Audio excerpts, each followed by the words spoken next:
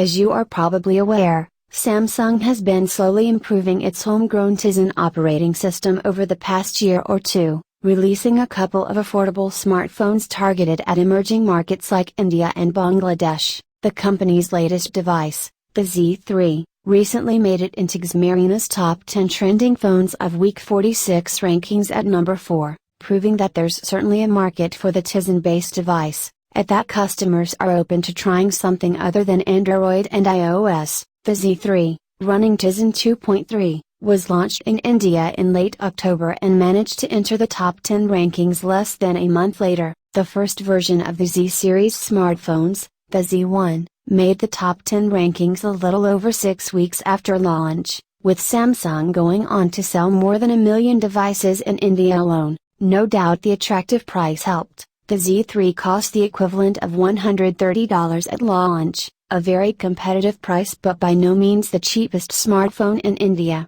In terms of the design, Samsung has revamped its entire lineup, especially its high-end Galaxy models, with more premium materials and a fresh new design in the wake of past criticism. Even more budget models like the Z3 have had a welcome revamp, giving a rather premium feel while remaining good value for money. Display. The Z3's display is fairly comparable to older screens found on phones like the Galaxy S3 in the past. The resolution is just 720p, the same as an iPhone 6's, which is perhaps low for a 5-inch phone, but with a 300 pixels per inch rating it should be fairly crisp and clear. While helping to extend battery life, Samsung has also thankfully endowed the Z3 with a Super AMOLED display. Camera. The Z3's camera isn't much to write home about, an 8-megapixel model with fairly standard features such as autofocus and an LED flash, but it does provide 1080p video recording. The front camera is a 5-megapixel model, which is more than sufficient for selfies. Z3 performance.